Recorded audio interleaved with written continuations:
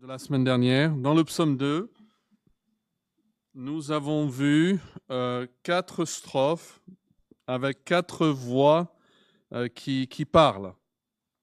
Dans la première strophe, les 3 premiers versets, c'est la voix du monde. Et nous reviendrons en fait là-dessus bientôt. Et puis, si vous regardez dans vos Bibles, je vais pas le lire, mais à partir du verset 4, les versets 5, les versets 6, vous avez une autre voix qui parle. Ce n'est pas la voix du monde, c'est une voix divine. Et donc, c'est la voix de Dieu le Père. Voilà ce que vous pouvez mettre dans le trou, le premier trou, la voix de Dieu le Père. Et on sait que c'est Dieu le Père parce qu'il parle de son Fils. Et puis, à partir du verset 7 à verset 9, on a une autre voix qui parle parce qu'il dit « L'Éternel m'a dit, tu es mon Fils ».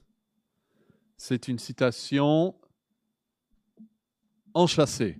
C'est ça, Zacharie? On a appris ça la semaine dernière. Citation enchâssée. Quand il y a une citation, une autre citation.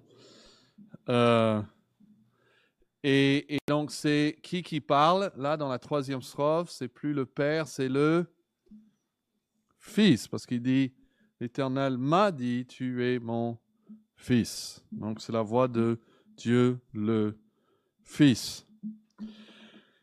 Et à la fin, vient le narrateur qui va appliquer tout cela, qui va appeler à la repentance les rois de la terre, les juges, va leur dire de s'humilier, de baiser le Fils, de se repentir, mais aussi offre cette grâce. Heureux tous ceux qui trouvent leur refuge dans le Fils. Et nous avons vu que le Nouveau Testament nous dit que c'est qui parle dans les psaumes? C'est le Saint-Esprit, c'est la voix du Saint-Esprit. Alors, c'est bien, quelqu'un me l'a fait remarquer la semaine dernière, que tout vient du Saint-Esprit, n'est-ce pas? Tout le psaume est inspiré de Dieu, et donc c'est le Saint-Esprit qui parle à partir du verset 1. Mais il y a quand même cette distinction de voix, et c'est comme si c'était l'appel direct de Dieu à baiser le Fils et à se soumettre à Dieu le Père. Donc, je pense que nous pouvons voir une évidence d'un Dieu trinitaire dans ce psaume. Donc, ces 4 voix. Alors, nous allons maintenant ce soir revenir sur la première voix. C'est le psaume 2, donc, et les 3 premiers versets. Écoutons ce que la parole nous dit. Pourquoi ce tumulte parmi les nations, ces vaines pensées parmi les peuples? Pourquoi les rois de la terre se soulèvent-ils et les princes se liguent-ils avec eux contre l'Éternel et contre son oint? Et maintenant, vous pouvez mettre ça entre guillemets, le verset 3. Parce que ce n'est pas Dieu qui parle ici, c'est le monde qui parle. Et le monde dit, brisons leurs liens, délivrons-nous de leurs chaînes. Et après, il y aura Dieu qui répond. Donc, il y a dans ces 3 versets, regardez le premier verset, il y a un tumulte, il y a des rois qui se soulèvent et qui disent, verset 3, brisons leurs liens. On peut appeler ça le langage de quoi? De révolte, je pense. Le langage de guerre, de rébellion. Et la rébellion est dirigée contre qui? Contre l'Éternel et contre son oint. Et le mot oint, c'est quel mot? On avait parlé de ça aussi. C'est le mot pour Messie. Donc, contre l'Éternel et contre son Messie. Et je veux souligner une vérité dans chaque verset. Et quand vous voyez dans ces notes, on va les prendre à l'envers. On va prendre d'abord le verset 3, et puis le verset 2, et puis le verset 1. Alors prenons le verset 3, leur citation ici, la citation du monde. Brisons leurs liens, délivrons-nous de leurs chaînes. Ils expriment ici un désir. La Bible, Jésus lui-même a dit que quand quelqu'un parle, c'est ce qui sort vient du cœur. C'est l'aspiration profonde. Je suggère que vous mettez ça dans le trou. Le mot aspiration, c'est l'aspiration profonde du monde. Qu'est-ce qu'ils veulent, ces personnes? Qu'est-ce qu'ils veulent, le monde? Brisons leurs liens. Ils se sont donc liés. Délivrons-nous de leurs chaînes. Donc, ils se sont enchaînés et ils veulent donc l'indépendance par rapport à Dieu. Ça, c'est l'aspiration profonde du monde. L'indépendance vis-à-vis de Dieu. Alors, je pense que vous le savez, mais cette indépendance se manifeste déjà à un très jeune âge. Très jeune âge. Mais il se révèle même au sommet des gouvernements. Et c'est ça qui est souligné ici. Un État trouve aisé d'imposer des lois sur ses citoyens tout en refusant que la loi de Dieu s'impose sur lui. Et que ce soit par la redéfinition de nos jours du mariage ou par celle des genres masculin, féminin, il ne s'agit de rien d'autre que des gouvernements qui cherchent encore à se libérer des chaînes de la loi de Dieu. Je crois que c'est Diderot, en tout cas c'est à lui qu'on attribue cette citation. Quand le dernier des rois sera pendu avec les boyaux du dernier prêtre, le genre humain pourra espérer être heureux. Voilà. Finir avec les rois et finir avec les prêtres. C'est-à-dire la religion et les gouvernements, finalement, pourra être heureux. J'ai trouvé un test sur Internet pour évaluer ses compétences et analyser sa personnalité. Et voici les questions qu'on vous propose. Il faut répondre oui ou non. Voilà. Je suis curieux intellectuellement, tout m'intéresse.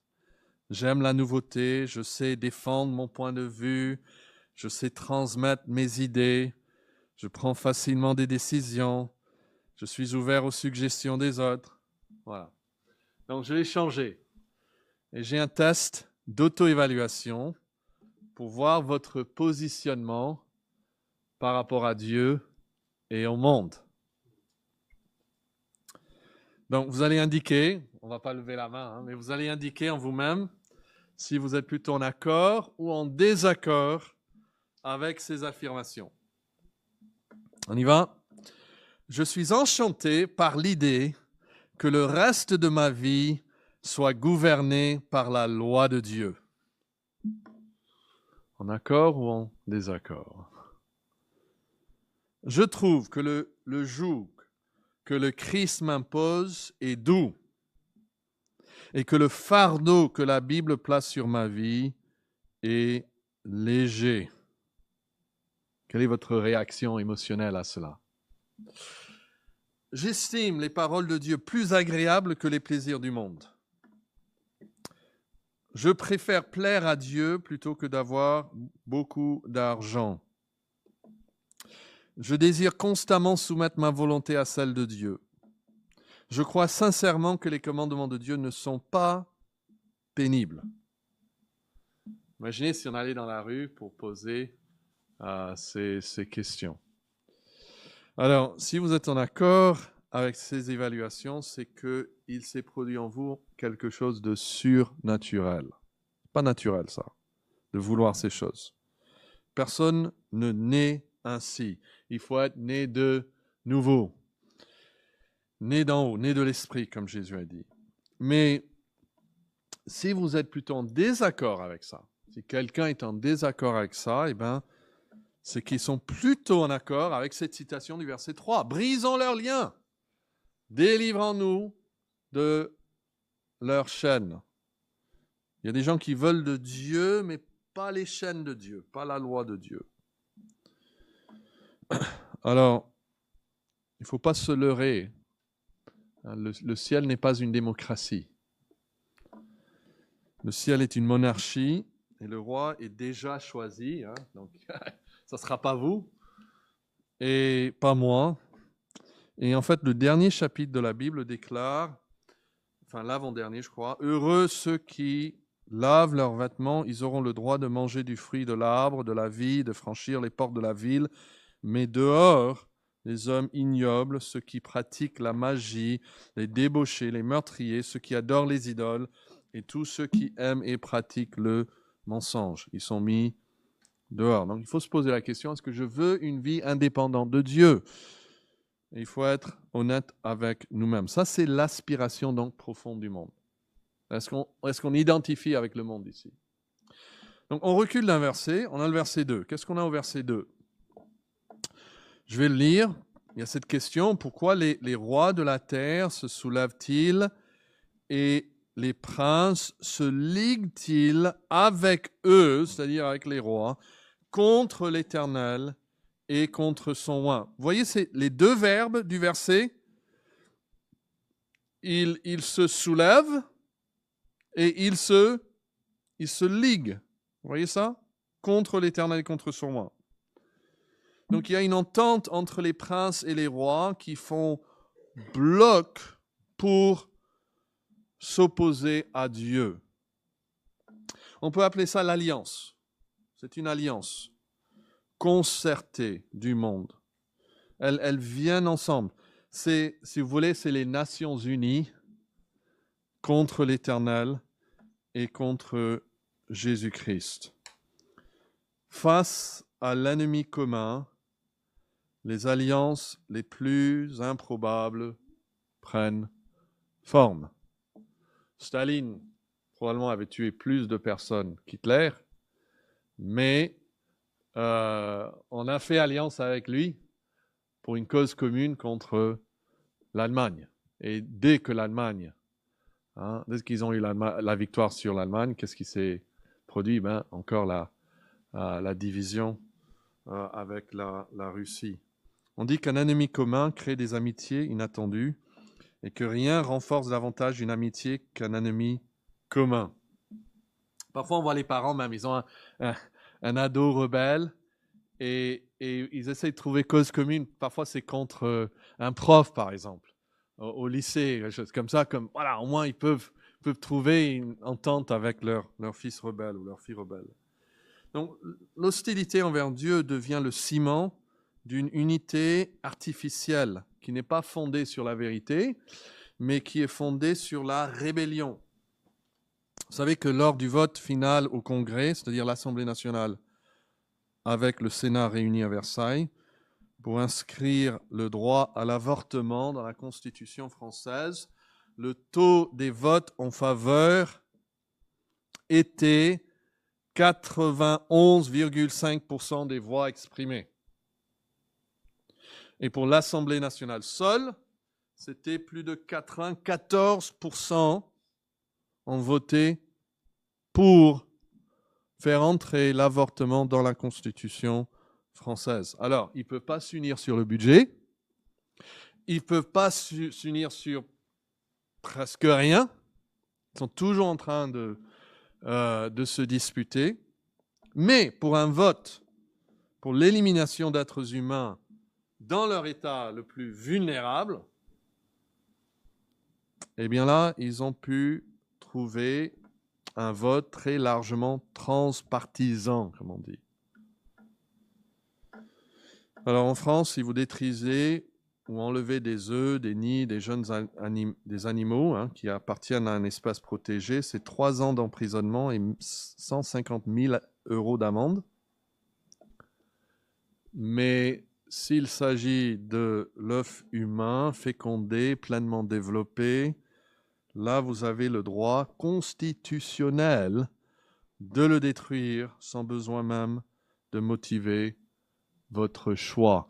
Et c'est un large consensus. Depuis la droite jusqu'à la gauche, ils étaient presque tous d'accord pour cela. Pourquoi ? Il y a un élément divin là. Il y a quelque chose contre Dieu. Parce que ça touche à Dieu, la loi de Dieu. Donc ça, c'est le deuxième verset. Mais notez maintenant le premier verset. Et dites-moi, quelle est la vérité qui est soulignée? Pourquoi ce tumulte parmi les nations, ces vaines pensées parmi les peuples? Alors, on a vu que le monde, il a un profond désir, se débarrasser de Dieu.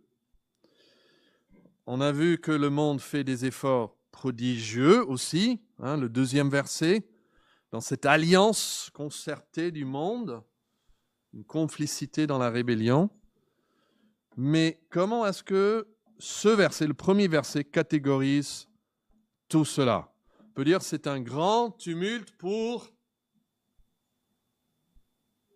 rien. Exactement, pour rien. Vous voyez ce mot? Et c'est une question, pourquoi ces vaines pensées? Je crois que c'est ça le mot à souligner. Le mot traduit penser, c'est en fait un verbe. C'est le même verbe qui est trouvé dans le premier psaume. Vous connaissez, heureux l'homme qui ne marche pas selon le conseil des méchants, qui ne s'arrête pas sur la voie des pécheurs, qui ne s'assied pas en compagnie des moqueurs, mais qui trouve son plaisir dans la loi de l'Éternel et qui la... Voilà, c'est ce verbe. Qui la médite jour et nuit. L'homme heureux, il médite quoi? La loi de Dieu. Mais ces personnes-là, ils méditent aussi. Qu'est-ce qu'eux, ils méditent? Comment se débarrasser de la loi de Dieu? Vous voyez, c'est complètement opposé ici. Mais l'accent n'est pas mis sur la méchanceté de leurs gestes. C'est toute autre chose, en fait, qui attire notre attention, ou vers lequel notre attention est attirée. Il aurait pu dire, comme en Proverbe 24, là je lis, « Ne porte pas envie aux hommes méchants, ne désire pas être avec eux, car leur cœur médite, c'est le même mot, car leur cœur médite la ruine, leurs lèvres parlent d'iniquité. » Mais en fait, il ne va pas souligner l'iniquité de leurs pensées, ou la méchanceté de leurs pensées. Dites-moi, quel est le caractère de leur méditation qui est souligné dans le premier verset? Le verset 1. Encore, je crois que c'est important, il ne va pas les qualifier de criminels ou de rebelles, ça viendra ensuite dans les versets 2 et 3. La première chose qui le frappe, c'est leur futilité. Leur futilité. Le texte hébreu dit littéralement « Pourquoi les nations s'agitent, elles, et les peuples méditent-ils des choses vaines ?» Donc, le mot-clé, c'est ce mot « vaine »,« vaine pensée ». Et ça signifie sans valeur, sans effet, destiné à l'échec. Donc,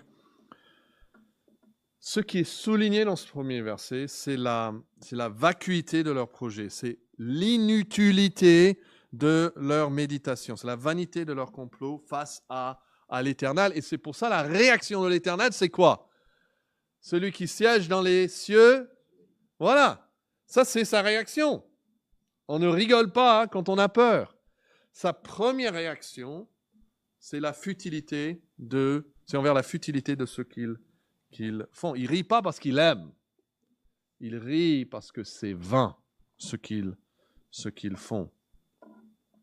Avant même de dénoncer la rébellion, donc le psalmiste souligne que tous ces efforts sont voués à l'échec.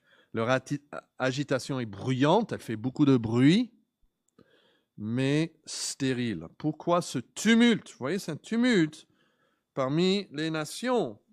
Et ces vaines pensées parmi les peuples. Pourquoi, le Darby dit, pourquoi les peuples méditent-ils de vains projets? Pourquoi méditent-ils la vanité? Une autre traduction dit, les peuples complotent, mais c'est pour rien. Donc, on a l'aspiration profonde du monde, ça c'est le verset 3. Ils veulent être indépendants de Dieu. On a le verset 2 qui est quoi? L'alliance qu'est-ce qu'on a mis? L'alliance concertée du monde. Et puis, donc, verset 1, on pourrait mettre l'agitation vaine du monde. C'est une agitation, c'est un tumulte, mais elle est vaine. Et même le psalmiste, il commence avec ce mot « pourquoi ?» comme s'il s'étonne pourquoi tu fais ça? Tu vois, tu demandes, mais pourquoi tu fais ça? Il n'y a pas de sens. Ça va pas marcher. Ça sert à rien.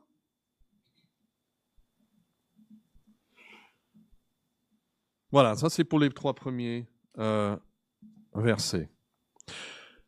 Gardez ça à l'esprit et nous allons l'appliquer maintenant à la vie de Jésus. Est-ce qu'on peut trouver Matthieu 4?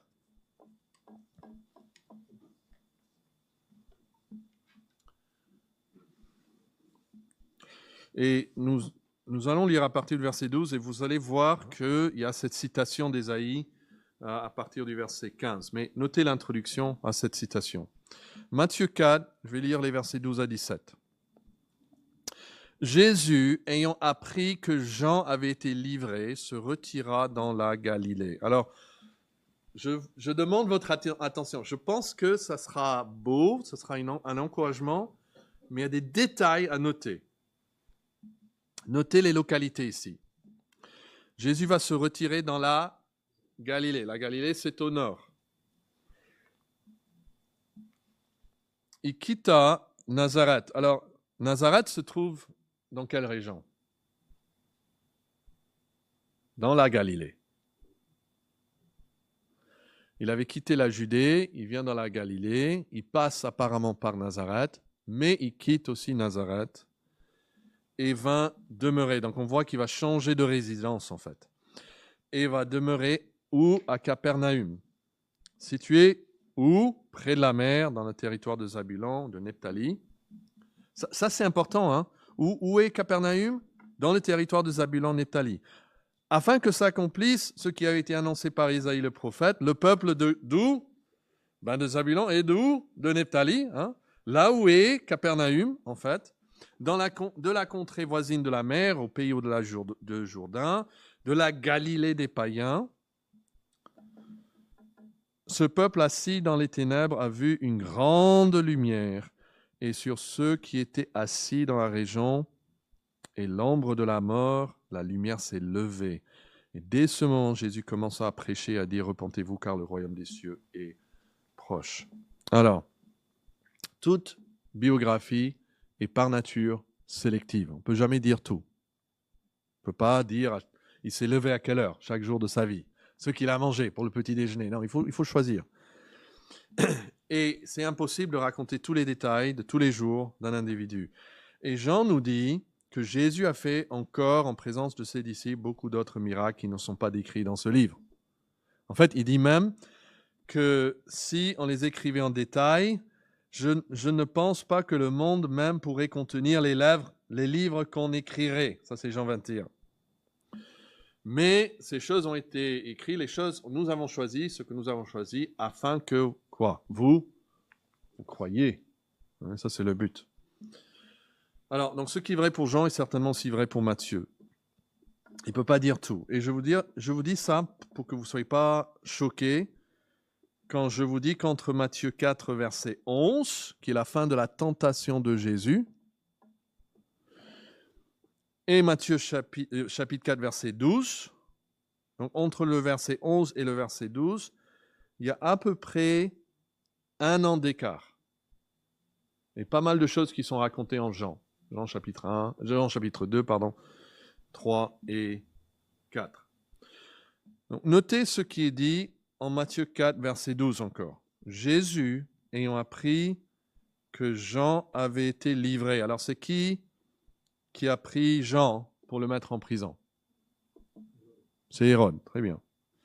Quand Jésus apprend ce que Hérode a fait, il se retira dans la Galilée. Ça, c'est un repère chronologique. L'emprisonnement de Jean et géographique, Jésus va retourner dans la Galilée.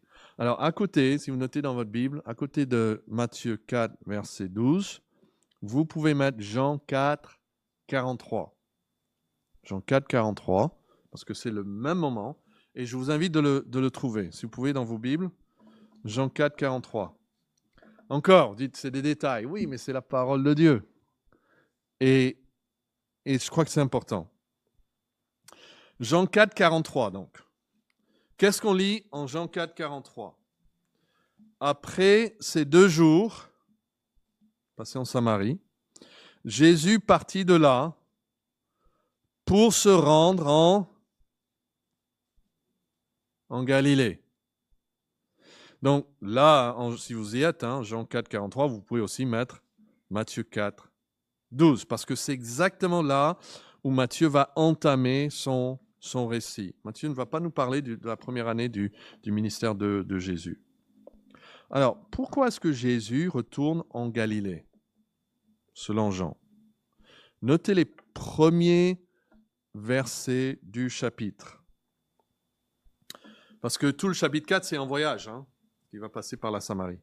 Mais Jean 4, verset 1 dit que le Seigneur sut que les pharisiens sont les chefs religieux, avaient appris qu'il faisait et baptisait plus de disciples que Jean.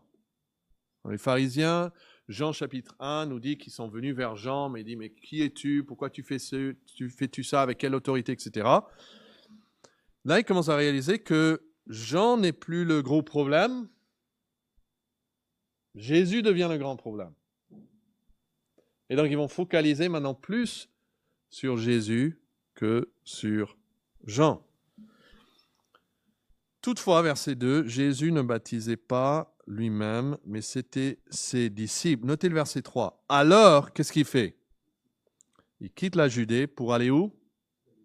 Pour aller en Galilée. Et en route, il va parler avec une certaine femme, et ce n'est qu'à la fin du chapitre qu'il va y arriver. Donc je crois que le texte est clair ici, c'est la pression, c'est la surveillance des pharisiens en Judée, qui est la cause immédiate. Jésus quitte la Judée, précisément à cause de cette opposition religieuse.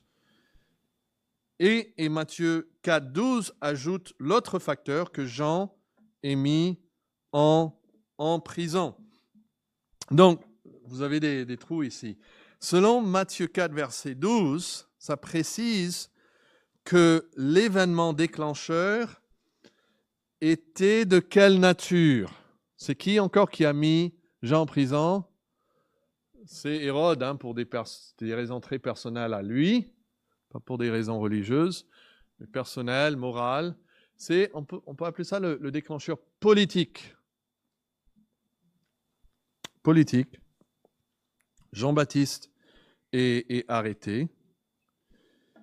Et Jean, quant à lui, va souligner la pression, pas politique, mais voilà, religieuse. Religieuse. C'est-à-dire l'attention et l'hostilité croissante des pharisiens. D'accord? Donc, on note ces deux choses. Il y a une pression politique et une pression religieuse. Et donc, Jésus, il fait ce retrait, on va dire, stratégique. Ce n'est pas une fuite. Jésus comprend que la confrontation directe approche, mais il comprend aussi, il va le dire plusieurs fois, que son heure n'est pas encore... Voilà. Et quand ça vient, il n'a pas peur. Il va aller lui-même vers Jérusalem. Il a dit qu'il va regarder, même mettre son visage, il va dire, OK, maintenant j'y vais à Jérusalem. Alors, si vous êtes en Jean 4, reprenez le verset 43, parce qu'il faut noter la suite maintenant. Jean 4, 43. Juste après, il dit, 44, car il va en Galilée. Pourquoi? Car il avait déclaré lui-même qu'un prophète n'est pas honoré dans sa propre patrie. Lorsqu'il arriva en Galilée, comment est-ce qu'il fut reçu? Voilà, il fut bien reçu. Alors ça peut prêter à confusion. Parce qu'il revient à Galilée et il est bien reçu des Galiléens, mais en revenant, il a cela en tête. Un prophète n'est pas honoré dans sa propre patrie. Alors de quoi parle-t-il? Parce que ce qui est intéressant, c'est que Jean dit là au verset 23, il avait déclaré lui-même qu'un prophète n'est pas reçu. Alors quand est-ce que il a déclaré cela? Et est-ce qu'il parlait de la Galilée quand il a dit cela? Alors on a vu Jean 4, on a vu Matthieu 4. Alors regardons. Désolé Marc, ça ne sera pas Marc, ça sera Luc. Luc 4. Regardez Luc 4. Ça, vous le connaissez, je crois, mais c'est bien de le voir. Luc 4 nous dit que juste après son baptême et sa tentation, donc ça c'est dans l'année dont Matthieu ne nous parle pas, il est rentré dans sa ville de Nazareth. Il est allé dans la synagogue, il a annoncé qu'il était le Messie. Et est-ce qu'on lui a reçu? Est-ce qu'on l'a bien reçu à Nazareth? Oui ou non? Non.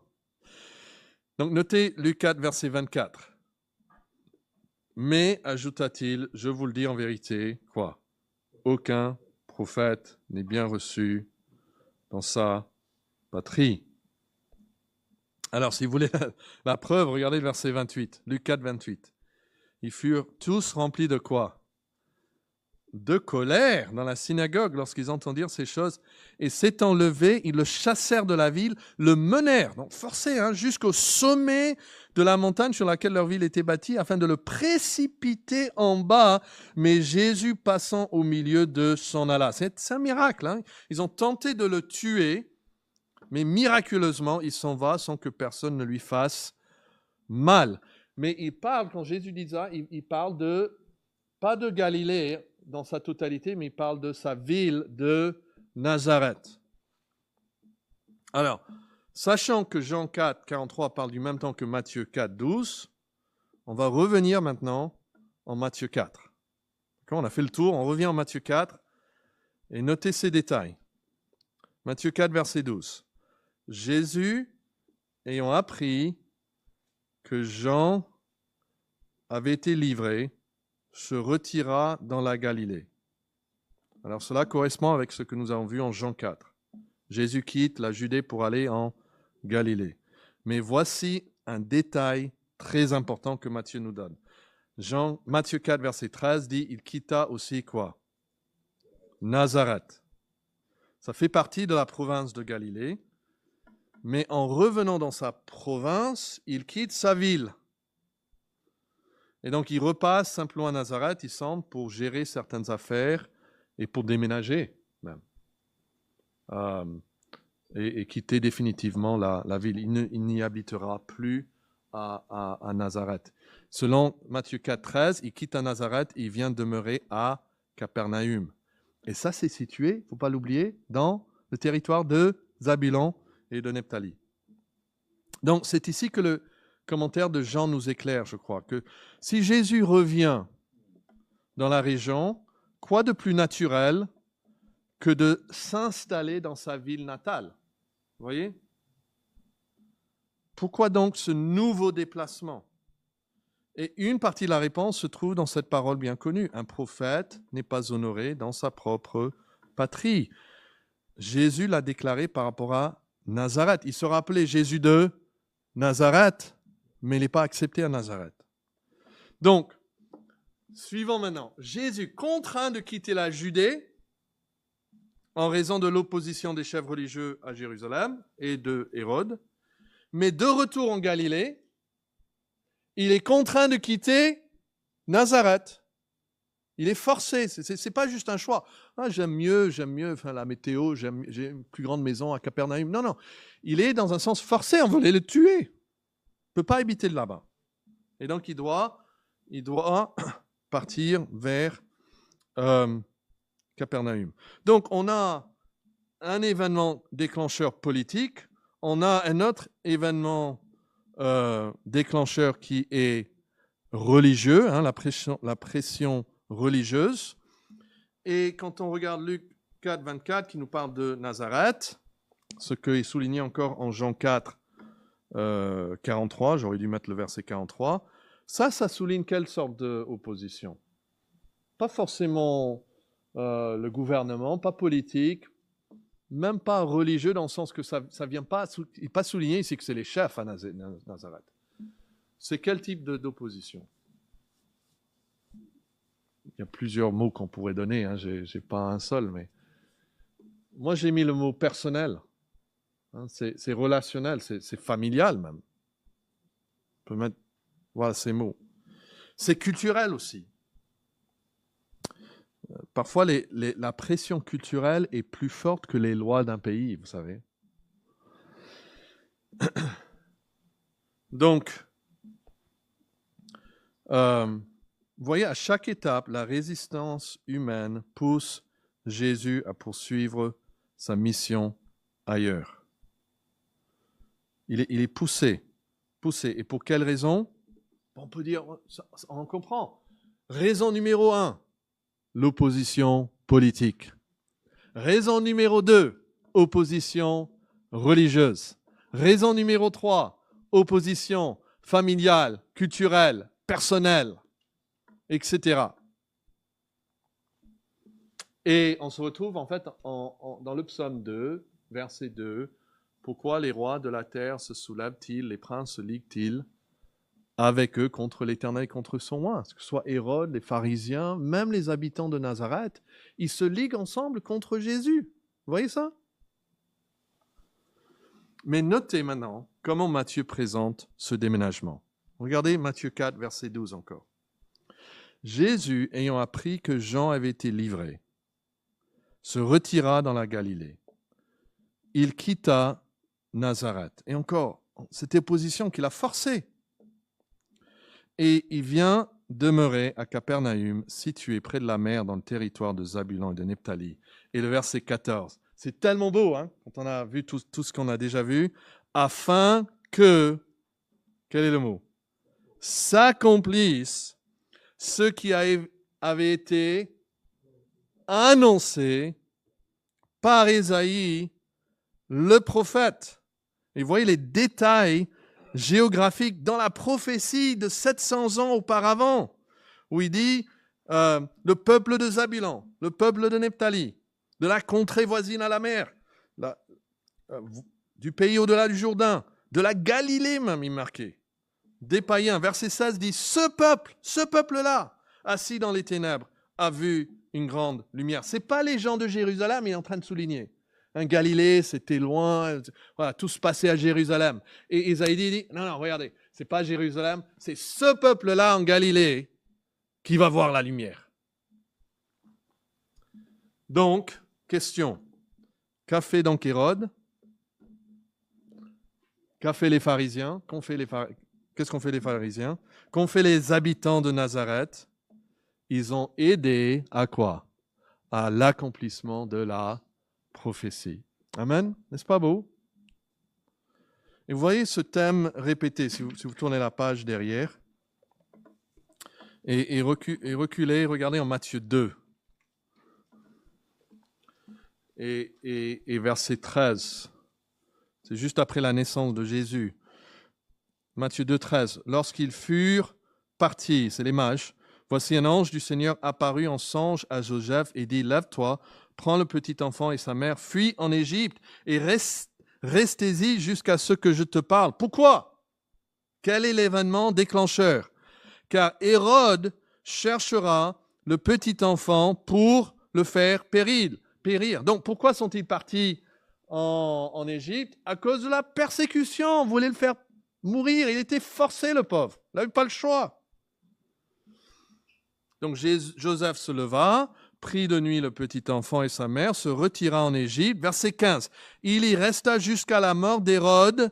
Et qu'est-ce qu'il dit juste après? Afin que s'accomplisse ce que le Seigneur avait annoncé par le prophète. Vous voyez?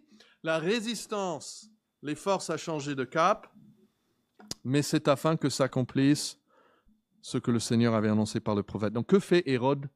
Hérode le grand, Hérode le puissant, Hérode qui peut tuer les enfants à ça quand il le veut. Il ne fait que accomplir. En fait, il pousse la réalisation de la prophétie.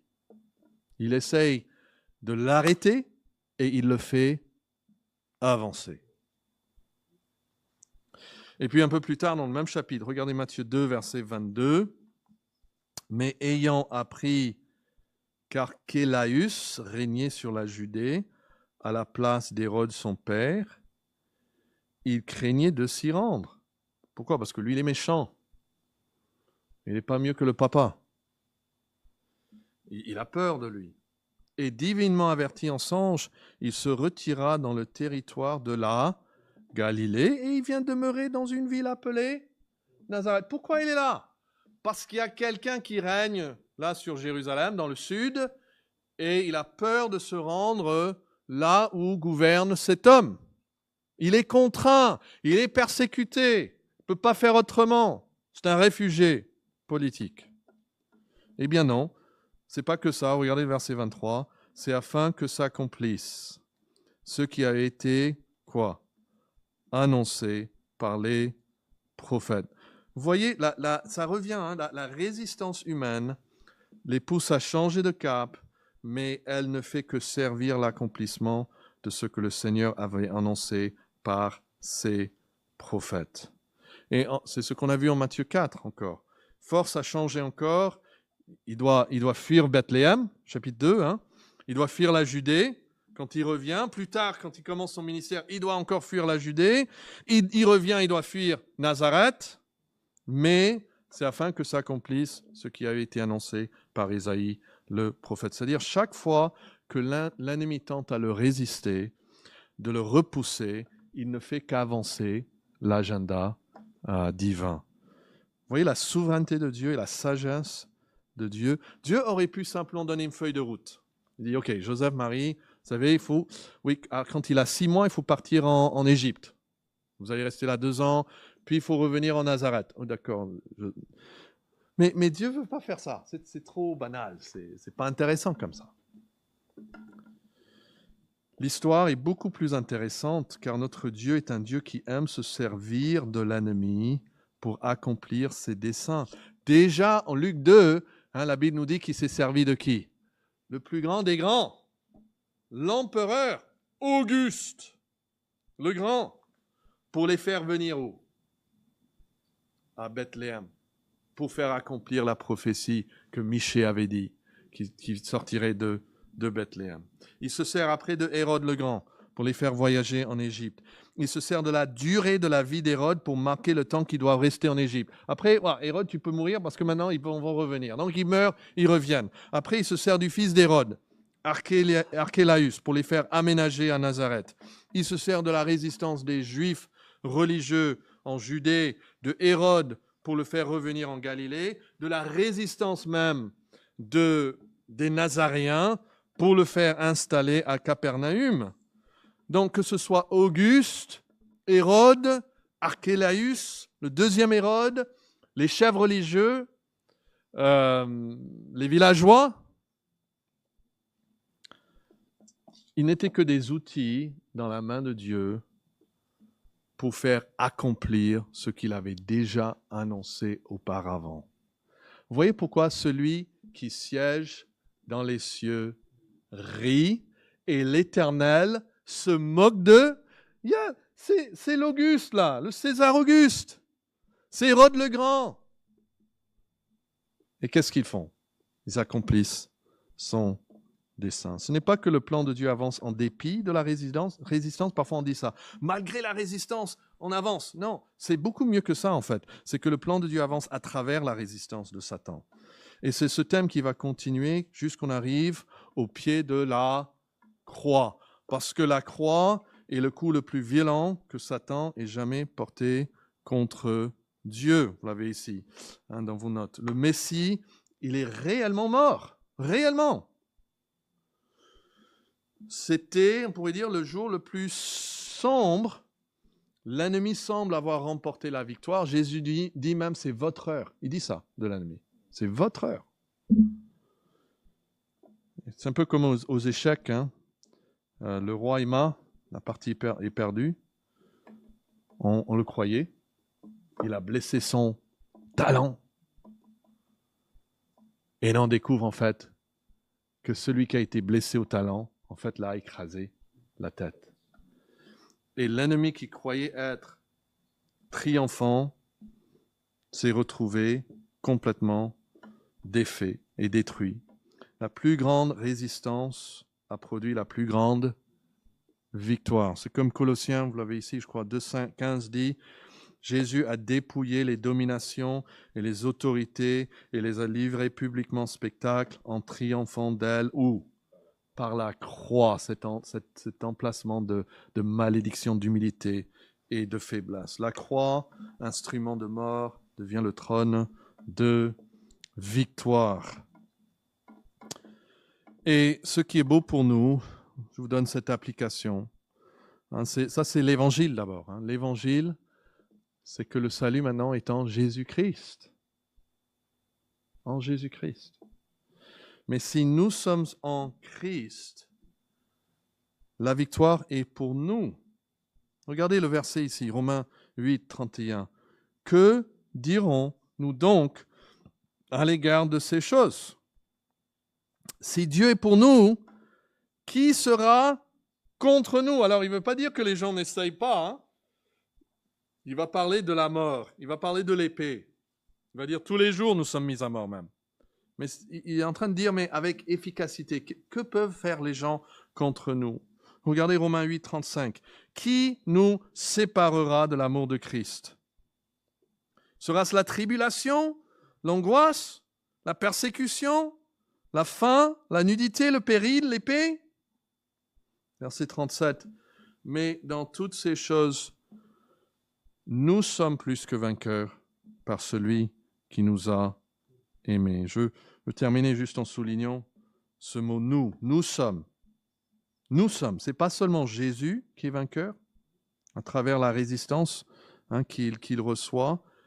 Nous sommes plus que vainqueurs dans la tribulation. Nous sommes plus que vainqueurs même dans l'angoisse. Pas en dépit de l'angoisse, dans l'angoisse, dans la persécution, dans la faim, dans la nudité, dans le péril, face à l'épée. Dans toutes ces choses, nous sommes plus que vainqueurs par celui qui nous a aimés. Sa victoire devient la nôtre. Et donc, nous pouvons nous réjouir. Noël nous montre que Jésus peut venir comme un bébé. Un bébé. Et tout le monde est contre un bébé. Et puisqu'il est le Fils de Dieu, le bébé va gagner. Même le bébé va gagner. Et nous sommes pauvres, nous sommes rejetés par le monde, persécutés par le monde. Mais si nous avons Christ en nous, celui qui est en nous, que dit un Jean? Il est plus grand que celui qui est dans le monde. Prenons donc courage, mes amis, et célébrons le Dieu qui est venu à Noël.